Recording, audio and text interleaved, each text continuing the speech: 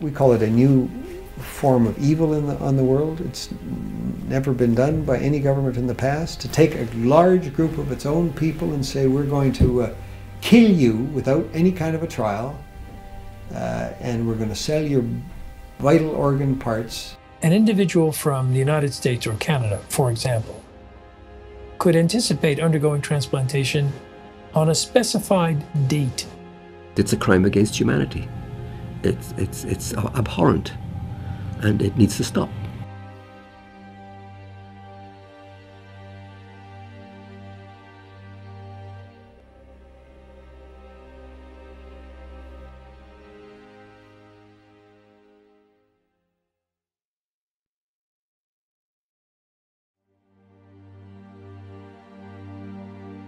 If you're going to go to China and you're going to get a liver transplant during the 3 weeks you are there, then that means someone is going to go schedule an execution, blood type and tissue type the potential executee, and have them ready to go before you need to leave.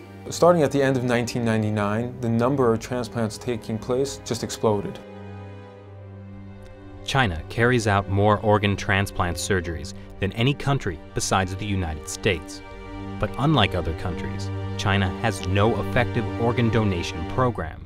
That's because culturally, Chinese people believe the body must stay intact even after death. China's Deputy Minister of Health, Huang Zhefu, has suggested that there are 7,000 transplants every year from the deceased, and that more than 90% come from executed prisoners. The number of criminal executions in China is classified as a state secret, but Amnesty International's estimate is about 1,700. The numbers just didn't add up. There's just too large of a discrepancy there. With only 1,700 executed criminals and no effective donation system, where do the rest of the organs come from?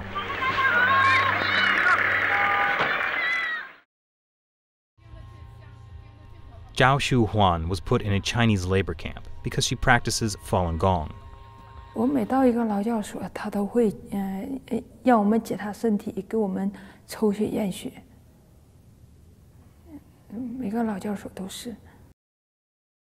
We estimate that in the period between 2000 and 2005, there are 41,500 transplants which have no other explained source. I'm absolutely convinced that over a long period from 1999 onwards, organ harvesting from prisoners has been taking place, especially with Falun Gong. 他领了到他那个马三家教养院有医院呢，那个医院就是做我这理解好像就是验尿啊，抽干咳。 Doctors would come into the camps, they would look in their eyes, they would examine their organs with ultrasound and the like, and they were the only people in these camps who were medically examined thoroughly. In 2006, two Canadians, international human rights lawyer David Matus and former Secretary of State for Asia Pacific David Kilgore, started to investigate allegations of forced organ harvesting in China. They found at least 52 points of circumstantial evidence, including websites of Chinese hospitals offering matching organs in less than a week. It's just not possible unless you have an unlimited source of organs.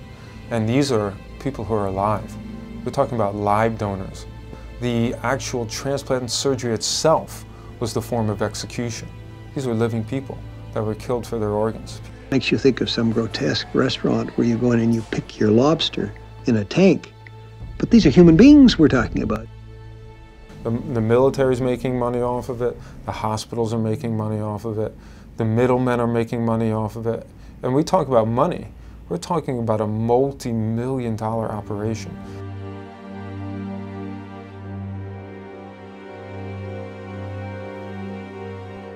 Journalist and author Ethan Gutman decided to carry out his own independent investigation. We had witnesses of disappearances, people who'd been examined and then had disappeared, busloads, entire prison wards which had been emptied out. The signs began to look like something much, much bigger. Like Tibetans and house Christians, millions of Falun Gong practitioners are being persecuted in China for their beliefs. In 1999, Communist Party leader Jiang Zemin issued orders to break them financially, ruin their reputations, and destroy them physically. Since then, thousands of Falun Gong practitioners have disappeared without a trace. What happened to the disappeared? They, as far as we know, they're still there in these camps. Many of them been killed through organ harvesting, but the rest are still there, and they're the organ data bank for China. Around 1999, there were around 150 transplant centers. 6-7 years later, they had 600 transplantation centers. This is an increase by 300% within such a short period of time without an organ donation program. Military hospitals get watched in China, okay? There is nothing they can do without the party central taking note of what they're doing. Was this run by triads? No. This is run by the state. This was murder, and it came from the state. This is a crime against humanity. We should do our best to identify those specific individuals who are engaged in this and put them on the list of people who deserve to be brought to justice. In 2006, when this came out and we realized that they were killing prisoners of conscience for their organs, it was doctors that took the front line in trying to stop this. Every day there are a dozen of people that are executed or killed for organs in China. So we have to bring out the message, we have to inform medical doctors to stop this practice. But it's not only the medical community that's getting informed. The U.S. State Department mentioned allegations of forced organ harvesting in its annual Human Rights Report on China in 2011 for the first time. On October 3rd, 106 U.S. congressional representatives signed this bipartisan Dear Colleague letter to the State Department, demanding they reveal information on organ harvesting that they may have obtained from their sources in China. This barbaric human rights abuse must be stopped, but to stop it, we first have to further expose it.